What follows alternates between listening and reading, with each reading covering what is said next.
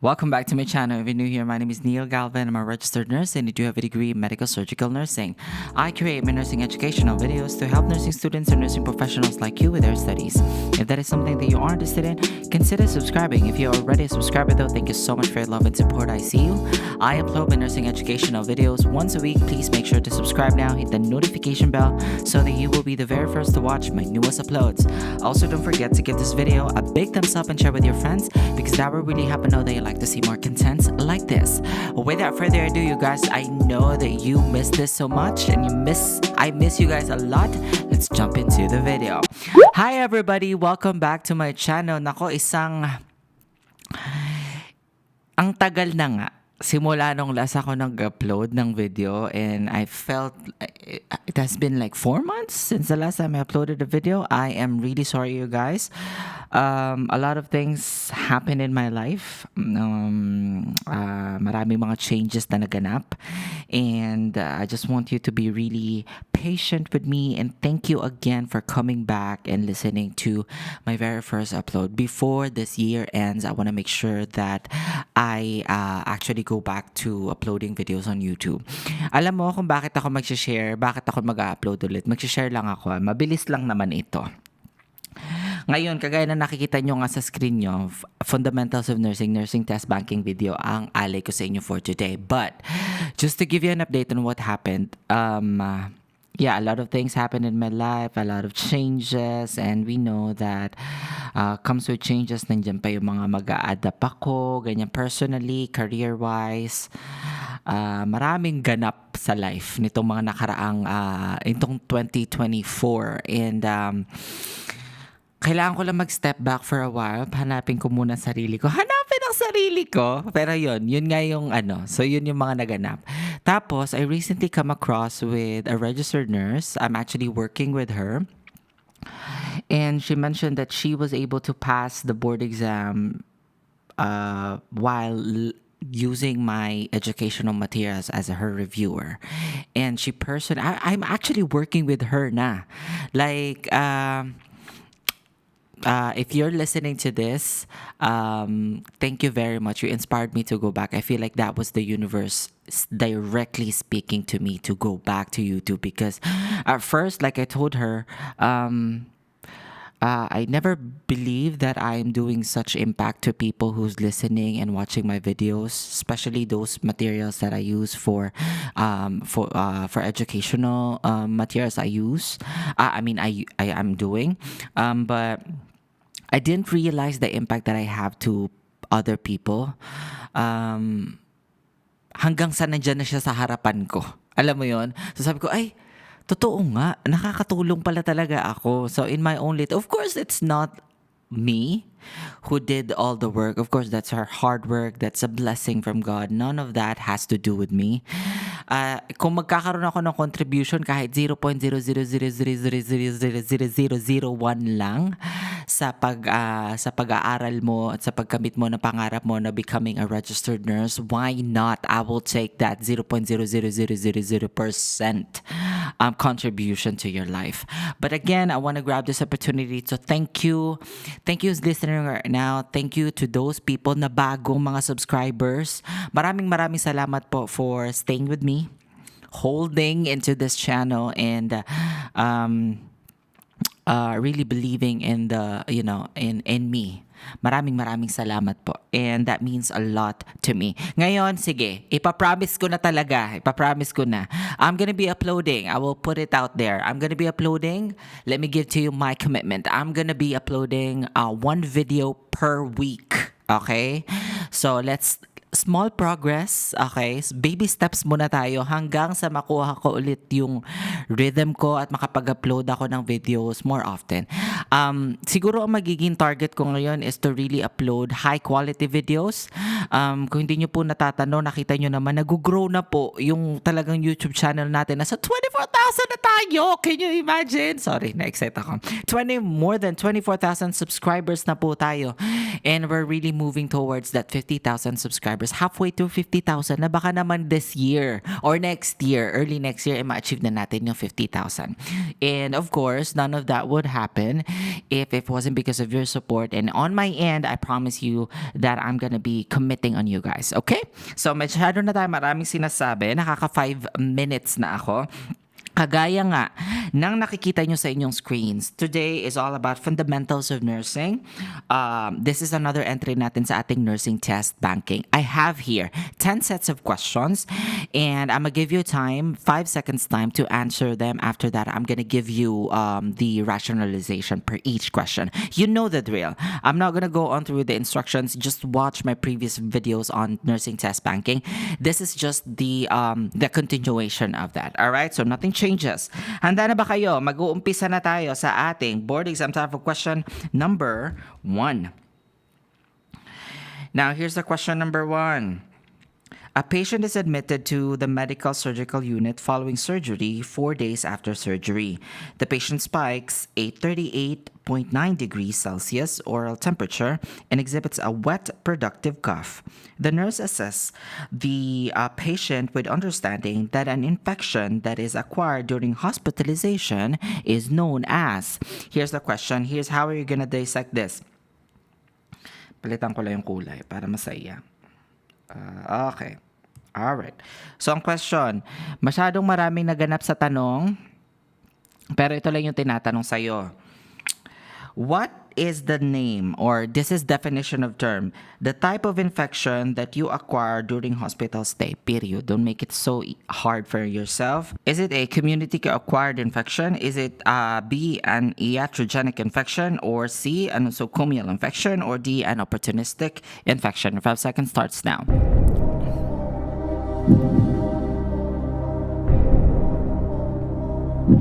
Time is up, you guys. What is the answer? The answer to this question is no other than, very good, that is letter, sige nga, palitan ko. Letter C, nosocomial infection. O sige, i-define natin. Ano ba ibig sabihin ng nosocomial infection? Why is this the right answer? Now, just to remind you guys, nosocomial or hospital-acquired are infections acquired during hospitalization for which the patient isn't being primarily treated. Community-acquired or opportunistic infections may not be acquired during hospitalization. And iatrogenic infections is caused by the doctor or by medical therapy. An opportunistic infection affects a compromised host, meaning yung mga may mga immunocompromised diseases, mga immunologically compromised HIV, nag-undergo na chemotherapy. So the answer to this question is letter C. All right, let's proceed. Board exam type of question number 2.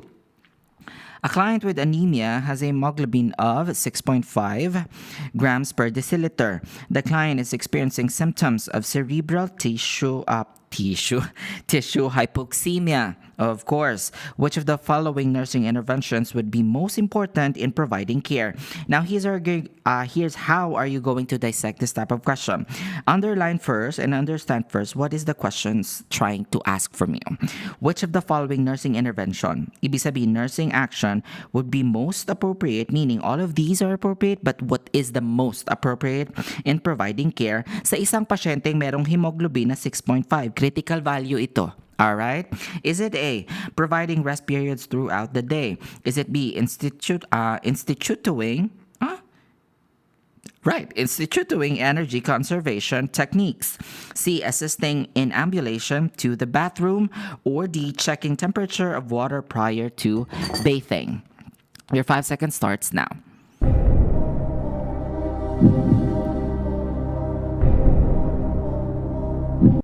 Time is up, you guys. What is the answer? Very good naman kayo dyan. Ang tamang sagot is letter C again, assisting in ambulation to the bathroom. Here's why. Now, cerebral tissue hypoxia is commonly associated with a dizziness, so meaning risk for fall. Very good. The greatest potential risk to the client with dizziness is injury, especially with changes in position. Planning for periods of rest and conserving energy are important with someone with anemia because of his or her fatigue level, but most importantly, safety. Now, this is commonly, I can see that this is commonly, neglected, I might say. I don't know if, I'm not so sure if that's the right term, but You understand what I'm saying, right? Now, because for patients who are being admitted due to severe anemia and their hemoglobin level is on a critical value, like severely low, such as this 6.5, you want to make sure that you educate your patient and the family about the risk for fall.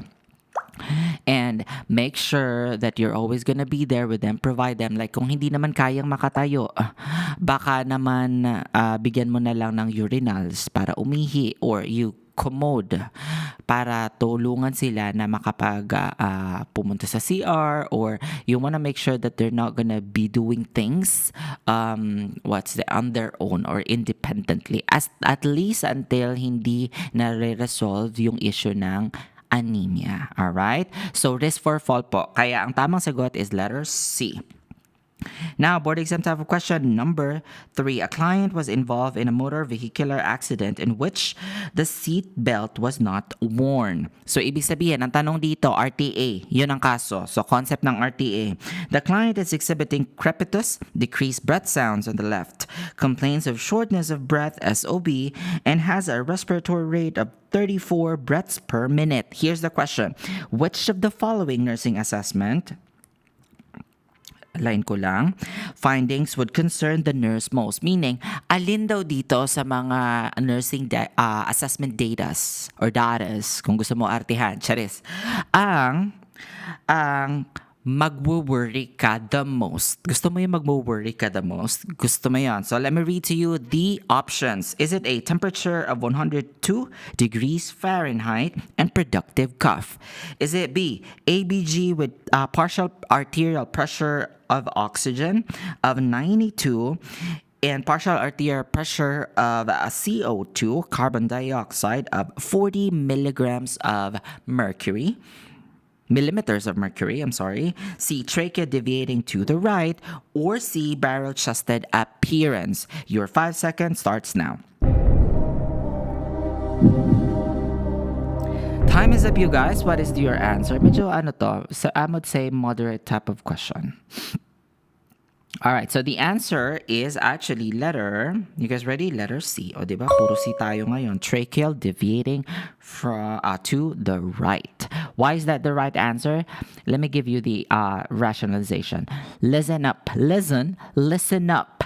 A mediastinal shift is indicative of attention pneumothorax, along with other symptoms in the question, since the individual was involved in a RTA assessment would be targeted at acute traumatic injuries to the lungs, heart, or chest wall rather than other conditions indicated in other answers. Option A is common with pneumonia. Values in option B are not alarming, and option D is typical of someone with COPD, barrel chest nga naman. Okay?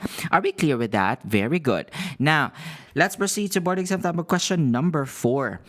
Now, the proper way to open an envelope wrap sterile package after removing nabubulol pa ako. After removing the outer package or tape is to open the first position of the wrapper. Now, this is, anong concept to ang hinihingi sa'yo? Keeping, ang tawag dito? Sterile technique. Yun yung tanong.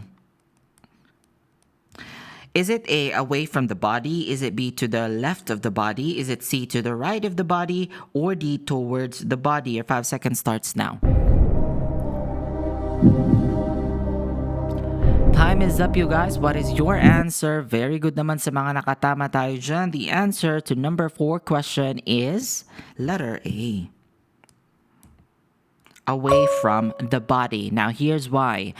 When opening an envelope wrapped sterile package, reaching across the package and using the first motion to open the top cover away from the body eliminates the need to later reach across the sterile field while opening the package. To remove equipment from the package, opening the first portion of the package toward to the left or to the right of the body would require reaching across a sterile field. So again, pag concept ng sterility ang tinatanong, parang try to imagine that you are in the situation. Imagine the question. Because in that way, kung meron kang clinical experience, malalaman mo, fina-follow naman natin to talaga. Sterile to sterile, yung mga ganon, hindi ba? Clean to clean. Alright, para ma-prevent natin yung sterility ng mga objects at ng actual procedure. We don't want to introduce nosocomial infection to the patient, which is question number 1. Alright? Now, kung hindi mo pa natatanong bago ko basahin yung board exam type of question number 5, itong mga questions na to I recently came out from the board exam. So, nagre-research po ako.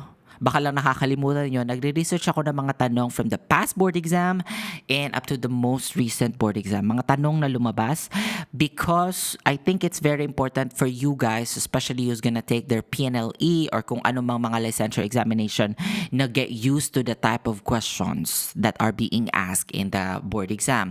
Because these questions you may come across them one day on your actual date of examination in a different shape, in a different form, but whenever we do a nursing test banking videos, apart from knowing the right answer, the most important thing that I want you to take away from this is how I attack certain questions, meaning test taking strategies, how I spot on the keywords, how I try to understand, make it easier for me to arrive to the answer, the elimination process. Those kind of things is important for me to make sure that you understand why are we doing these types of contents or lecture materials for you, okay? All right. So, proceed na tayo. Board exam type of question number 5. Assessment of a client with possible thrombophlebitis. Konsepto ng thrombophlebitis. To the left leg and deep vein thrombosis, DVT, is done by pulling up on the toes while gently holding down on the knee. The client complains of extreme pain in the calf. This should document as, meaning, anong pain in the calf. Kapag ginagawa mo to, in-instruct mo yung pasyente mo na ganito, you try to rule out DVT sa iyong pasyente. Paano mo siya i-document? Anong term yun? Meaning, para siyang reverse ng definition of term. Is it A, positive tourniquet test? Is it B, positive Homan's test? Is it C, negative Homan's test? Or D, negative tourniquet test?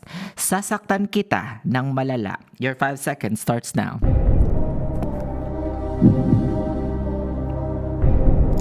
Time is up, you guys. What is the answer? Very good naman po sa mga nakatama ang sagot. The answer is letter B, positive Homan's sign. Now, i-review natin ano ibig sabihin ng Homan's sign, okay? Now, pain in the calf while pulling up on the toes is abnormal and indicates what?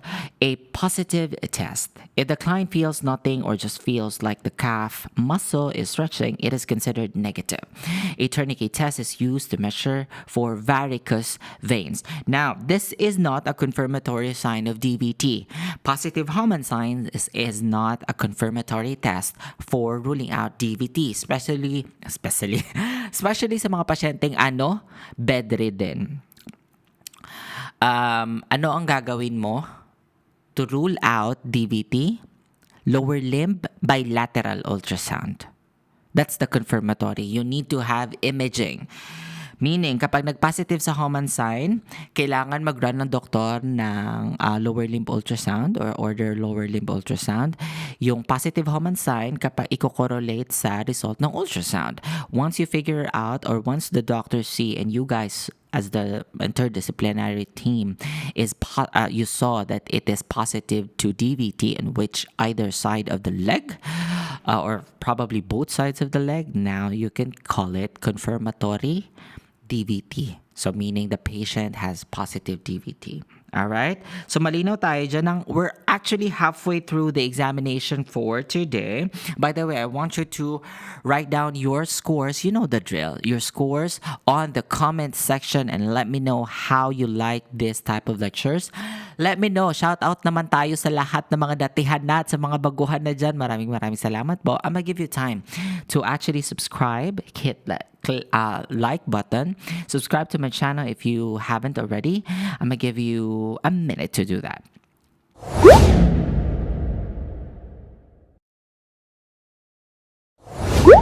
O, di ba ang bilis lang? Sabi ko sa iyo hindi mo naman kailangan gamitin ng brains. Chares. Okay, so proceed na tayo. Board exam type of question number 6. It's been a while since the last time I did this, so medyo nangangapa pa ako. Okay, so number 6 question. Thomas Ellison is a 79-year-old man who is admitted with diagnosis of dementia. Ano ang konsepto? Dementia. The doctor orders a series Bisaya ka dong, series of laboratory tests to determine whether Mr. Ellison's dementia is treatable. The nurse understands that the most common cause of dementia in this population is, so sabi, paano mo madadissect tong tanong na to? Common cause ng dementia sa mga taong 79-year-old patient, male patient. Is it A, AIDS? Is it B, Alzheimer's disease? Is it C, brain tumors? Or D, vascular disease? Your 5 seconds starts now.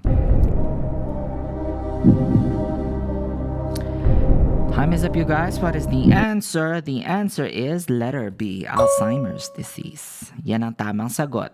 Bakit Alzheimer's po ang tamang sagot? Alzheimer's disease is the most common cause of dementia in the elderly population. 79, di ba? O elderly. Now, AIDS, brain tumors, and vascular diseases are less common causes of progressive loss of mental function in elderly patients. GERIA concept. Okay? So proceed na tayo. Board exam type of question number 7. Which of the following nursing interventions is contraindicated in the care of a client with acute osteomyelitis? Contraindicated, wag malilito, ito yung term. Contraindicated sa mga pasyenteng may acute osteomyelitis. Is it A, apply heat compress to the affected area? Is it B, immobilize the affected area? C, administer narcotic analgesics for pain? Or D, administer over-the-counter analgesics for pain? Your 5 seconds starts now.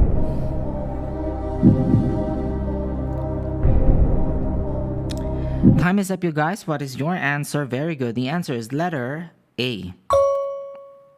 Apply heat compress to the affected area. Bakit siya contraindicated sa mga may osteomyelitis? Well, option B, C, and D are appropriate nursing interventions when caring for a client diagnosed with osteomyelitis. The application of heat can increase edema and pain in the affected area and spread bacteria through vasodilation. So, parang ano to, type of negative question. Hinahanapan ka kung alam mo yung alin doon yung naiiba na answer. Contraindicated nga, di ba? So, yun. That's how you're gonna attack it. All right, next question number 8. A client with congested heart failure has digoxin, lanoxin ordered yesterday. Prior to giving the medication, the nurse checks the digoxin level, which is therapeutic, and auscultates an apical pulse. The apical pulse is 63 beats per minute for 1 full minute. The nurse should. So, tinatanong ka, binigyan ka ng mga assessment findings. Sabi, ang pasyente mo, known to have CHF, congested heart failure. Tapos, nag-check ka ng digoxin level. Na-check mo, meron namang apical pulse. Ang pulse rate mo is 63 in 1 full minute. So, anong gagawin mo? Considering that you have those findings, is it A, hold the lanoxin?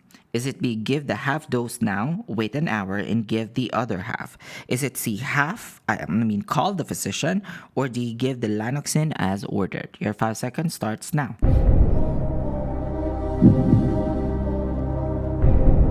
Time is up, you guys. The answer is very good. Letter D, give lanoxin as ordered. Why? The lanoxin should be held for a pulse of 60 beats per minute. Meaning, kapag ang pulse mo is below 60, you have to hold lanoxin. Nurses cannot arbitrarily give half of a dose without a physician's order. Wag kang ganon, labas yan sa scope of practice mo. Unless specific parameters are given concerning pulse rate, most resources identify 60 as the reference pulse.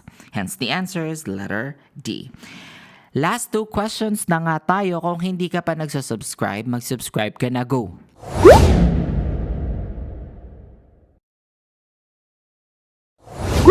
Thank you so much for doing that. I really appreciate, and don't forget to share these videos to your friends, okay? Now, question number 9. Nurse Marian is caring for a client with hiatal hernia. So this is our condition. Which of the following should be included in her teaching plan regarding causes? So, ang tinatanong sa'yo, causes ng hiatal hernia, and paano mo siya i-educate sa pasyente. Alright? Nursing health education. That's the question. Is it B, to avoid heavy lifting? B, a dietary plan based on soft foods? C, its prevalence in young adults? D, its prevalence in fair-skinned individuals? Your 5 seconds starts now. Time is up, you guys. What is your answer? Answer to this question is letter A. To avoid heavy lifting. So alam mo na yung concept ng hiatal hernia. Ito yung rationale. Heavy lifting is one factor that leads to development of a hiatal hernia. Dietary factors involve limiting fat intake, not restricting client to soft foods.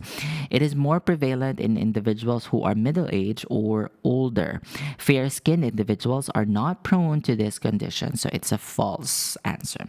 The answer is letter A. Last questions na nga tayo. Make this one count. Board exam type of question number 10. Now, Joseph has been diagnosed with hepatic encephalopathy. What's the concept? Med-surg type of questions nga pala karamihan napapansin nyo. Hepatic encephalopathy.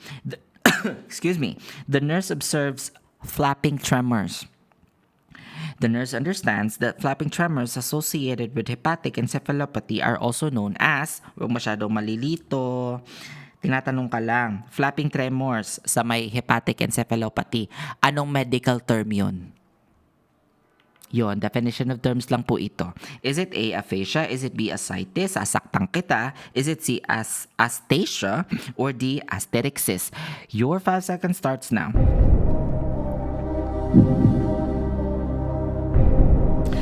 Time is up, you guys. Kung nakuha mo to, talaga namang very good ka dyan because the answer is letter D, asterixis. Very good. Now, flapping tremors associated with hepatic encephalopathy are called asterixis. Aphasia, on the other hand, is the inability to speak, aphasia. Okay?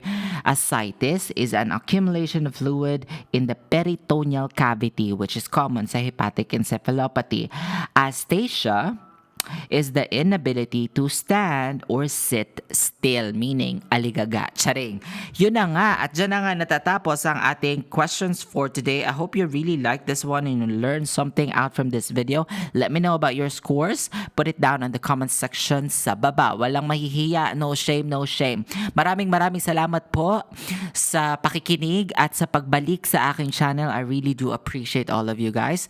Tulungan nyo na nga ako, ipamalitan nyo na sa Radyong Sira ang pinakabago, pinaka-fresh at ang pinaka-libreng nursing review center sa balat ng YouTube. Don't forget to follow me on all my other social media accounts. Everything is at Neil Galve except for my TikTok account, which is Neil Galve 4. That is my new TikTok this account, and there I am posting fitness stuff. So, fitness, wellness, mga ganon. So, ilaban nyo na yan. Sige na, mag-connect na tayo. See you again next week. You have a good one.